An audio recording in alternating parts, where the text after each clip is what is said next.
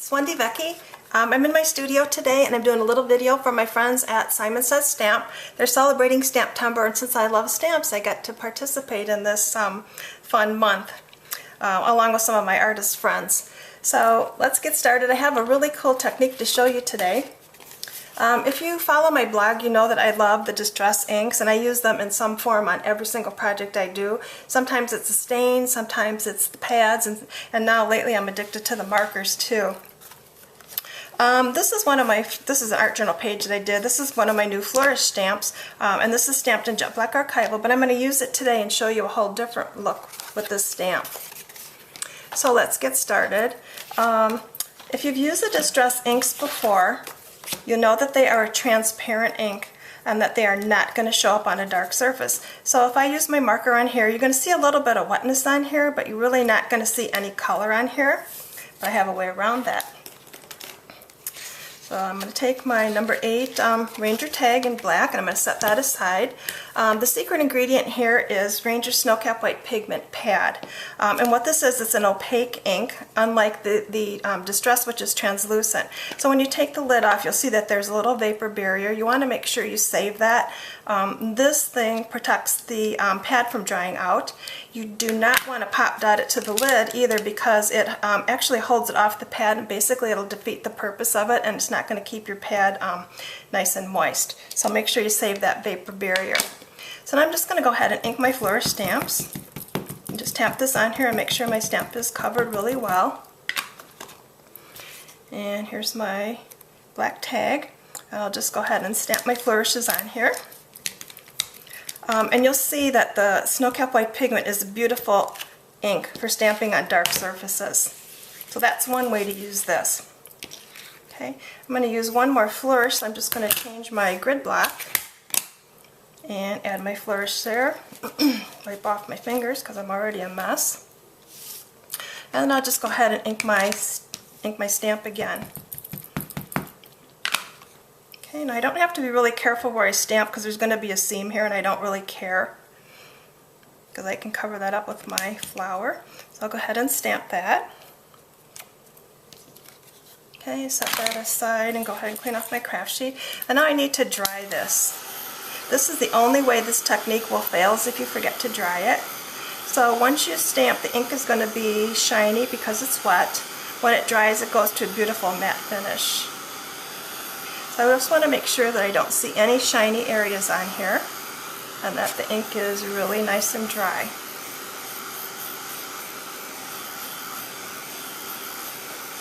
Okay, now I can add distress color on here in several different ways. I could use my markers and I could color in each individual little area here, or I could do it a quick and easy way by using my blending tool and the distress ink. So I'm just going to use peeled paint with my blending tool, and I'll just go ahead and ink right over this. And what you'll see is the distress ink on the pigment makes a beautiful chalky pastel color. Pretty cool. Now if I wanted to add some shading to this, I can use my distress markers. I use peeled paint on here, so I think I'm going to use Forest Moss, which is darker. And I'll just go ahead and add some color on it and then blend it with my finger. It's that simple. And you really don't have to be careful. You can be really pretty quick because the marker is not going to show up on the dark surface, like I said, because it's translucent distress ink. So I think that's pretty cool. And you can add as much or as little as you like. If you want to add another color, you can do that. I have Wild Honey here. I think I'll color in these little guys here. And like I said, it's really quick and easy because the distress is not going to show up on the black. Okay, I like that. Okay, next thing I'm going to do is, I know I'm going to want a saying on here, so I have my new love stamp. I'm just going to go ahead and ink that with Snowcap White Pigment. And I'll stamp this on the bottom of my tag. You'll see that I chose bold images. These show up a whole lot better with this technique. The fine lines you can see do show up, but it's really a whole lot more intense if you do it with the bolder stamp. Once again, I want to make sure that I dry this. And make sure that I don't see any shininess on here at all.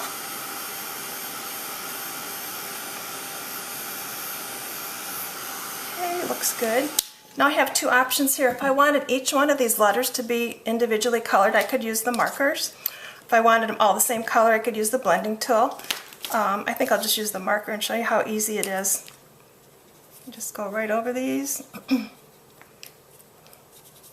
And like I said, you really don't have to be careful because the distress is not going to show up on the dark. I think this is really pretty cool.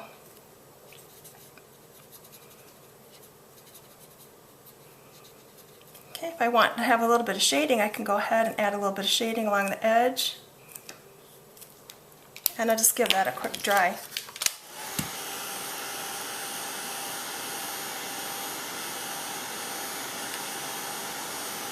Okay. Now, normally when I start a project or a tag, I always do the background first, make sure that that's done. But this is going to be a little bit different since it's a dark color tag. I have my main images on here, so now I know that these areas need a little something extra.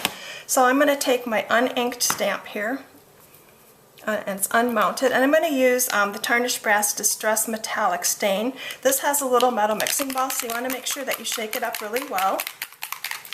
And I'm just going to apply some ink onto my stamp. Normally I'll wipe this off on a paper towel to make sure that I don't have a whole lot of ink and I have too much there, so I want to make sure that that's wiped off. And just apply a little bit on here so that my letters show up, but they're not real bold. Okay, and now I can just randomly stamp this on here. I know this area needs some, this probably needs some, that needs some, and a little bit down here.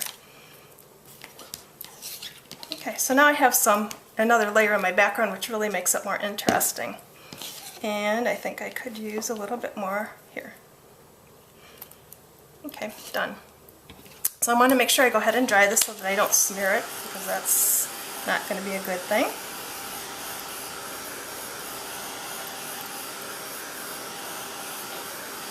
Okay. Another thing I like to do with the metallic stains is to, and I'm going to shake this again just to make sure it's okay, is to put a finishing edge on here. So if you just run it along your tag, it's perfect, and it's just kind of like the nice finishing touch. Really makes your things look a little bit more professional, and it's really quick and easy. And you can see it's just the nice little detail. So I'll set that aside to dry. Next thing I'm going to do is work with my art parts to add a flower to my tag. So art parts are a recycled paper product. They're laser cut into all kinds of different shapes for us, and they're a great surface to stamp on. They're much stronger than chipboard, so you can let it hang off the edge of your project and you're not going to have to worry about it breaking. So the other thing that I've been addicted to lately is heat embossing. This is really fun too. So I'm going to use my Jet Black Archival on my little background stamp here. This is little teeny tiny squares.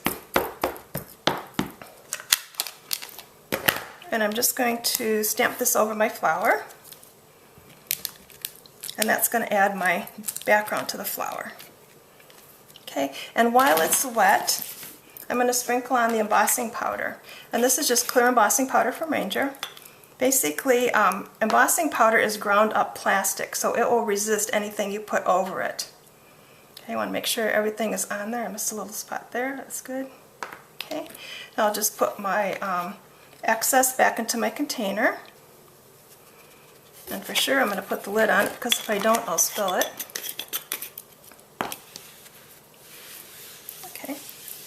And now I'm just going to go ahead and heat emboss this. Now what you'll see is that the powder that was white turns to a nice shiny black, which is really pretty cool. It dries dimensional, which is nice. Adds another layer to your art. I want to make sure that I don't see any white powder on here, and that the image is fully embossed.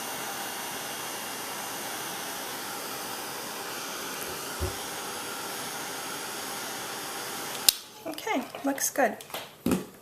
So now if I want to add some color to this, I'm going to use my Distress Stain. This time I chose Scattered Straw.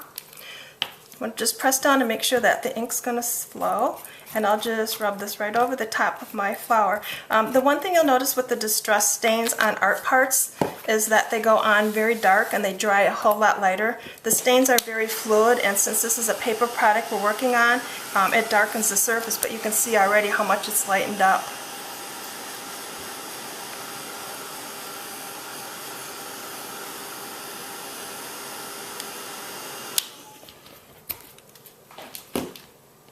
Okay, I like that. Okay, so now back to my tag. I'm going to grab my multi-medium and go ahead and glue this on. Multi-medium is a great adhesive. Sometimes it takes a little bit longer to dry, but it is very, very strong and holds things really well. If you ever have like a metal embellishment that's hard to glue, multi-medium is what you want. Okay, so now to embellish this, I'm going to use my little blossom bucket flower. Add some multi-medium to the back of that. Oops, too much. Okay, and I'll just press that and hold it in place for a few seconds. Now, do I like this or not? I can still add another little bit to the background, and I'll show you something fun with that too. I'll let that sit off to the side for a second. This is Ranger's ink palette, and this is really cool. I use this a lot for my stains. And what I like to do is just press down and squeeze, and that will put some stain in the container and a little well there. And what's really nice about this, it has a lid, so it'll keep your inks from drying out. But if you do let the lid open and they dry out, Distress is always activated with water, so it's not a problem. And I like this a lot too because there's absolutely no waste. You could do the same thing on your craft sheet, but I just find this this is just really a nice way to do things. So now I'm going to take my tag, and I'm just going to use my detail water brush and pick up some of this ink.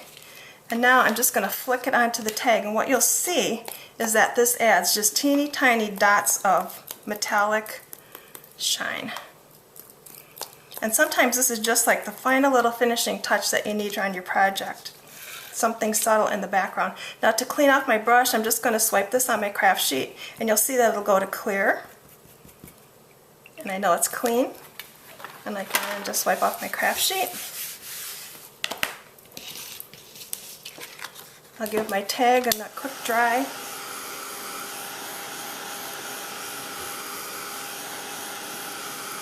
So now that flourish looks a whole lot different than the when it was stamped in jet black. So that's my technique that I wanted to share for STAMPtember for my friends at Simon Says, using Ranger Snowcap White Pigment ink with my stamps and then with the Distress. I hope you enjoy it. Happy STAMPtember. Make sure you take time to make art. Bye.